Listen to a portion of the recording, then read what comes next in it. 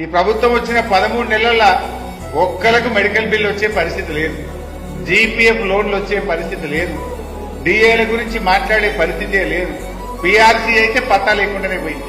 మీరు ఆలోచించండి, కేసీఆర్ గారు ఉన్నప్పుడు 2 విడతల్లో కలిపి 73% పీఆర్సీ ఇచ్చి చరిత్ర సృష్టించారు కేసీఆర్ గారు. 73% పీఆర్సీ వచ్చింది 2 విడతల్లో.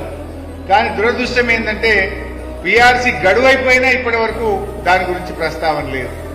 అరే పీఆర్సీ ఇవ్వకపోతే ఆ డిఏలన్నీ ఇవ్వవే బాబు అంటే ఆ డిఏల గురించి కూడా మాట్లాడే పరిస్థితి లేదు.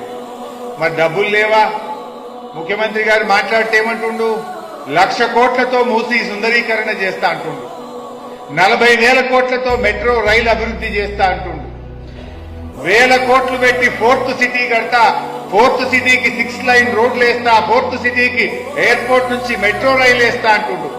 నీ 4th సిటీకి డబ్బులుంటాయి, మూసి సుందరీకరణకు డబ్బులుంటాయి, మెట్రో రైలుకు డబ్బులుంటాయి, మరి మా ఉద్యోగుల డిఏకి ఎందుకు డబ్బులుంటాయి?